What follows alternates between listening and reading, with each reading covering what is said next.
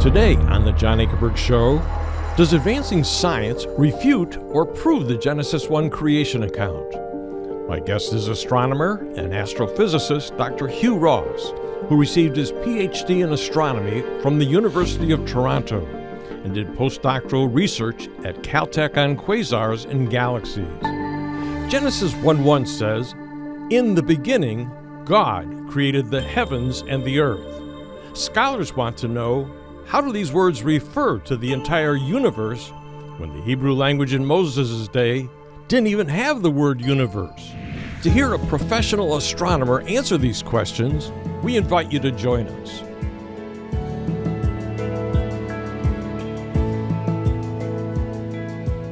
Welcome to our program. We're talking about, is advancing science today proving or refuting Genesis chapter 1 and 2?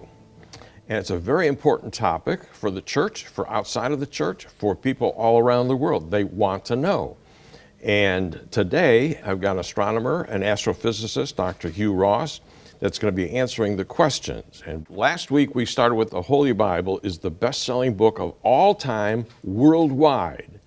And it makes a compelling claim for itself that all Scripture, the whole book, Genesis through Revelation, is given by inspiration of God. Now, human writers wrote it, but God, the Holy Spirit, watched over these men and what God gave them. Sometimes He gave them a direct quote. Sometimes He watched how they were writing in their own way, in their own time, but He made sure that what they were saying was what He wanted us to know. So it was inspired by God, which means no errors.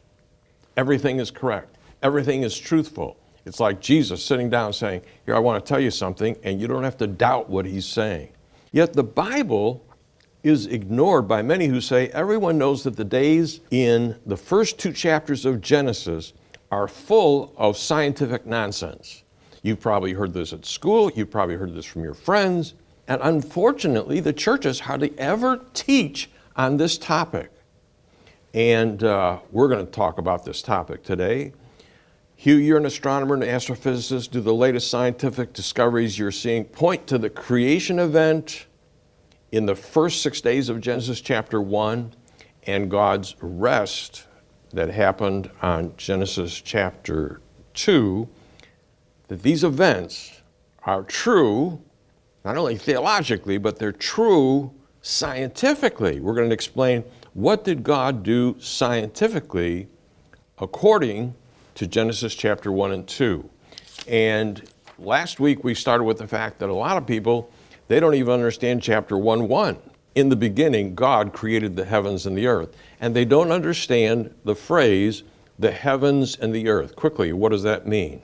Well, it's an idiomatic phrase that means the entirety of creation, all matter, energy, space, and time. Biblical Hebrew doesn't have the word universe, but it does use this phrase, the heavens and the earth. It refers to the entire universe. And so with Genesis 1:1, the point of view or the frame of reference is the universe as a whole. But when you get to the second verse, it changes the frame of reference from the universe to the surface of earth's waters. What you see in Genesis 1:2, the Spirit of God was hovering over the surface of the waters of the primordial earth. Now there's even a longer account on creation in Job 37, 38, and 39. You look at Job 38, verse 9, God speaks and says, I made the clouds its garment and wrapped it in thick darkness. It referring to the waters that covered the surface of the earth. Because what you also see in Genesis 1:2, water covered the whole surface of the earth. It was dark everywhere on the surface of the earth, and the earth was empty of life and unfit for life. Now, when I was educated in Canada, I was taught the scientific method in all 12 grade school years.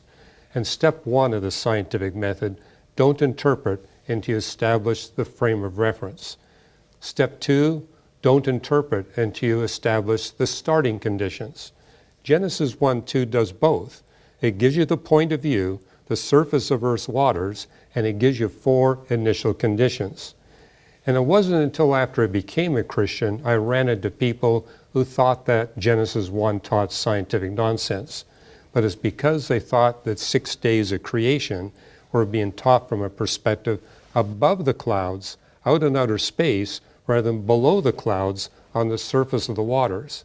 And that makes an enormous difference of how you interpret the events of creation. And so the point of view for the days of creation is an observer on the surface of the waters of planet Earth, below the clouds, not above the clouds. And it's not that there's no light in the universe. It's dark on the surface of the waters because, as Job explains, the clouds at that time were opaque to visible light. And as a young astronomy student, that made sense to me. Venus has an atmosphere 90 times thicker than the Earth. Because of how thick its atmosphere is, the only light that makes it to the surface of Venus is light at the very red end of the spectrum. And Earth, being a bigger planet and being farther from the sun, began with an atmosphere 3 times thicker than Venus. And so no visible light would have gotten to the surface of the waters at all. People think the only creation passage is in Genesis 1 and 2.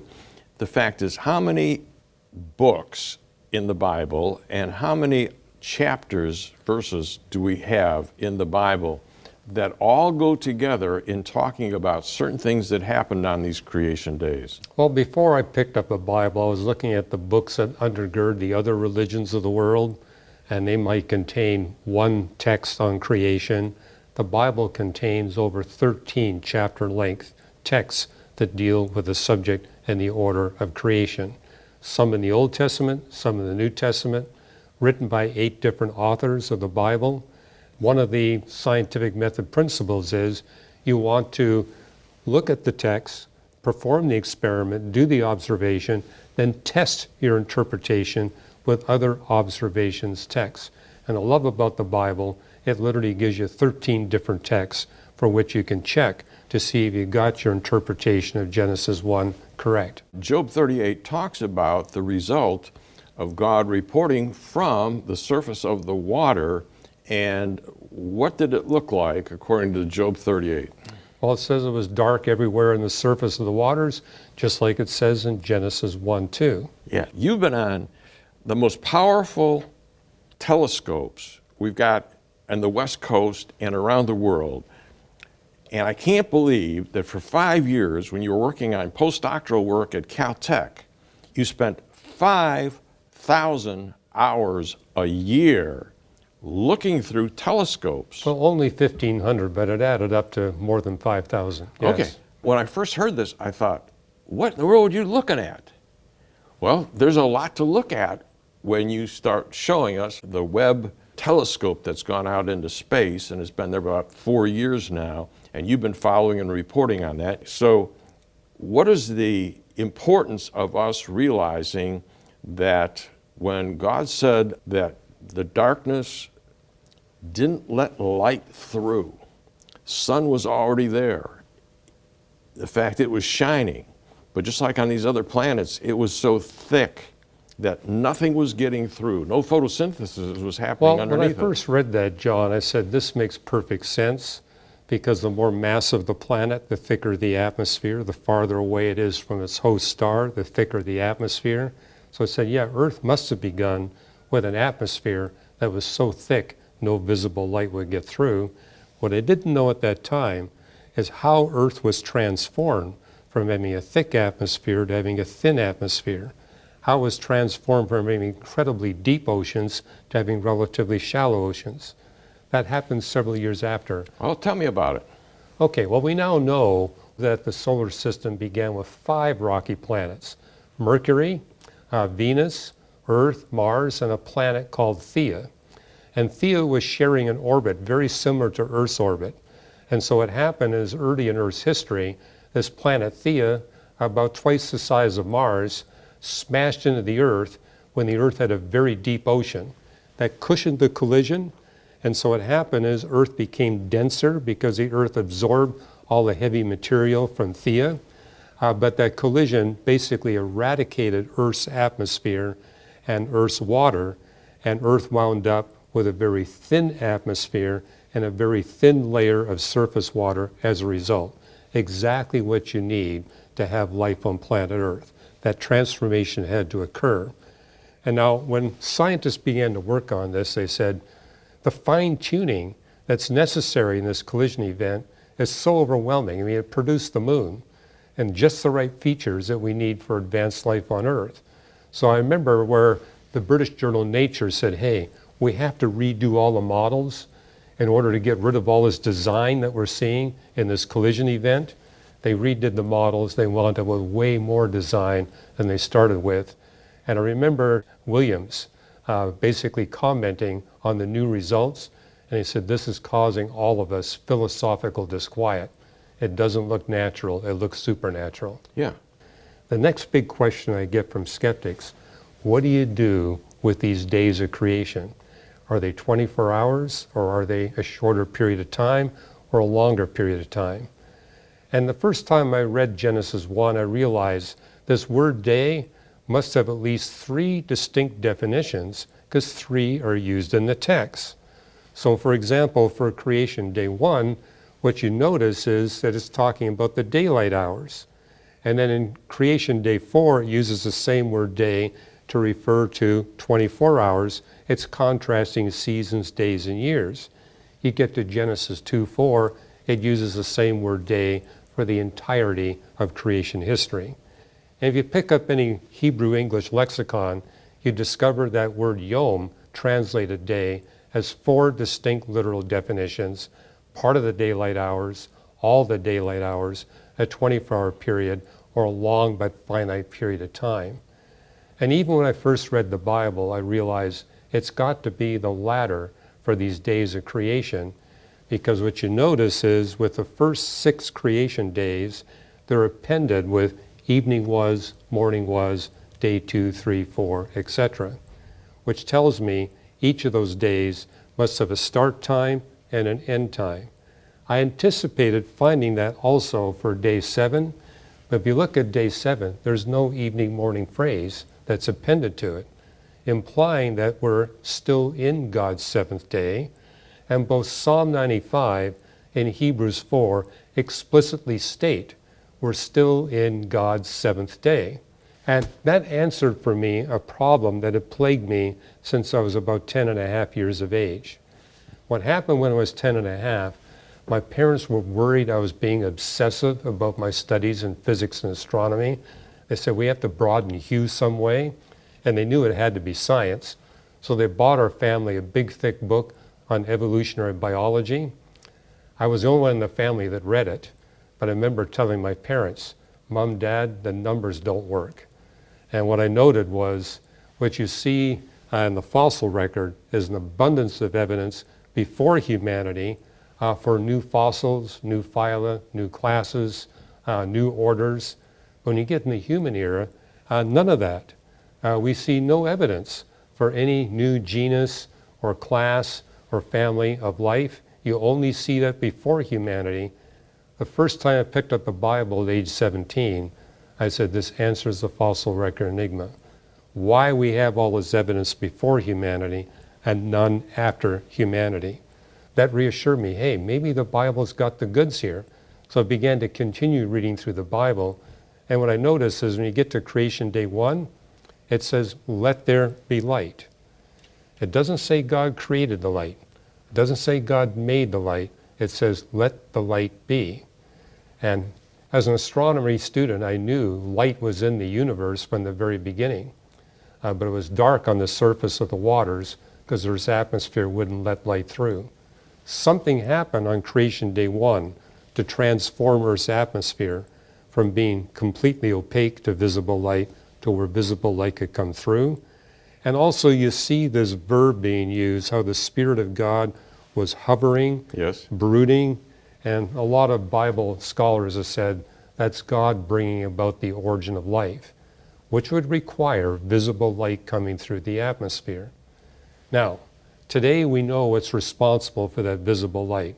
It's that planet Theia colliding with the Earth at just the right time and just the right way to bring about the transformation. Yeah, we may come back to that because that is really God at work, and the design features of that has overwhelmed scientists, and let's just give them one. The fact is, it made sure of our tides on Earth. It also...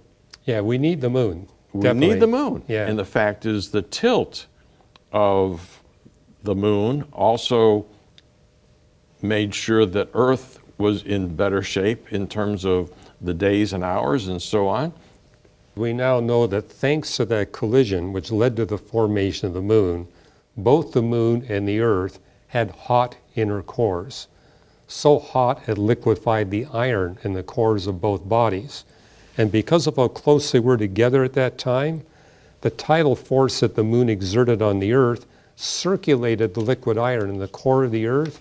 The Earth did the same for the moon, which means both bodies had a strong magnetic field that created a magnetic shield around both bodies.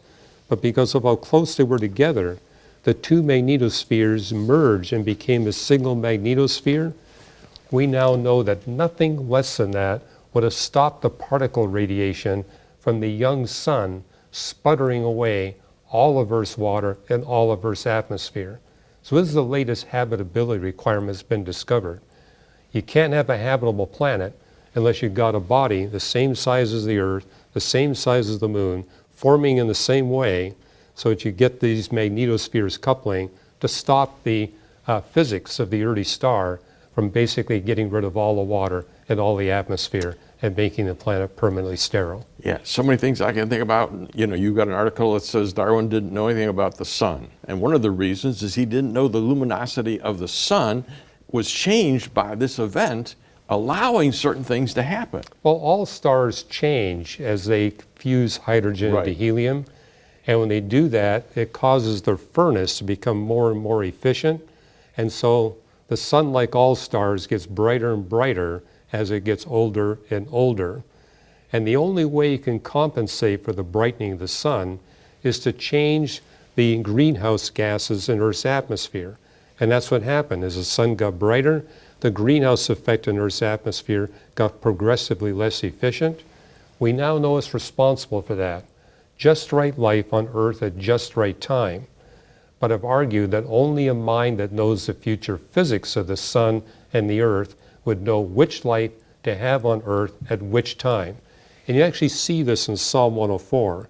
It's a property of life to die off, but God replaces that life. He recreates and renews the face of the Earth. And so we see in the fossil record is that God is removing life from planet Earth, replacing with new life, where that new life is able to remove greenhouse gases at just the right rate to compensate for the brightening of the sun, so that step by step, Earth can be prepared for God's ultimate creation on Earth, we human beings. I know. What you see on Creation Day 2, it's the most controversial of the creation days because of how brief it is. It just says waters above and waters below.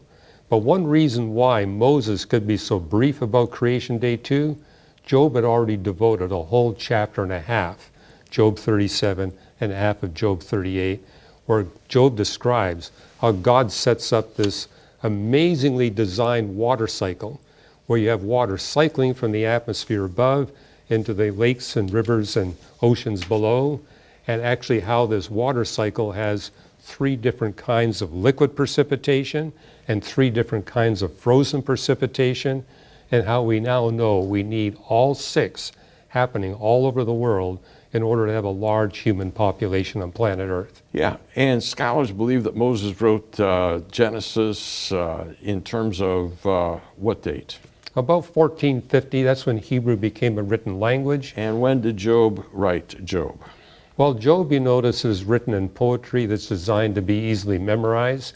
That's evidence that it was composed before Hebrew became a written language. And the lack of a priesthood, the lack of nations, all you have is city-states, all that is evidence that the book of Job was probably composed sometime around the time that Abraham lived, which would be about 4,000 years ago. Yeah. Well, what you see in the book of Job is indeed you do get these 3 different kinds of liquid precipitation: rain, mist, and dew, snow, frost, and hail. Then you jump into Creation Day 3, and it says, let the dry ground appear. I was a young university student when people were beginning to discover exactly how did the continents form on the Earth. But I remember they were thinking, okay, it simply begins with continents like they are right now. But the books I was reading basically said, this is simply a guess. We really don't know. And when I was at the University of British Columbia, I took a class from the first geologist who had actually designed the plate tectonics theory. And they basically said, hey, what we notice is that instead of the continents always being here, we actually have the continents growing step by step over these times. And I remember asking them, okay, it looks like it starts around 7% of the surface of the Earth. Could it be zero? They said, yeah, it could be zero. We just don't know. Yeah, and this came out 2000? This came out in 2000, which basically affirmed, indeed, it starts off at zero. You get these little volcanoes, but when the Earth is less than half of its present age, you get this sudden jump. Well, notice where Genesis 1 puts it. It puts it at the beginning of creation, day 3. Roughly the same time as what the geological record puts it. But when you jump forward to 2018, this is when geologists discovered that indeed for the first billion years, water covered virtually the whole surface of the Earth, and only when it was a little more than 2 billion years old, you get this sudden jump. We now know why. It's coincident with oxygen being pumped into the Earth's atmosphere, so almost all the continental mass growth happens. A little less than half of the Earth's present age, then it slowly increases thereafter, basically making the point. The more we learn about the geophysical history of the Earth, the tighter and tighter fit we get with what Genesis taught thousands of years ago. Hugh, this is great stuff, but summarize this because we're out of time. Where are we at and where are we going? Well, we've been going through the first 3 days of creation, noting that it gets the order of events right, it gets the descriptions right, and we saw in creation day 3, it actually shows us that the more we learn about the history of the Earth, the stronger and stronger case that we get that the Bible got it all right in great detail. And we're going to continue that theme in the next episode. All right, folks, I hope that you will stick with us because this is fascinating stuff. You won't hear it anyplace else. And but stay tuned because I got a personal word for you in just a moment. Stay tuned. John will be right back.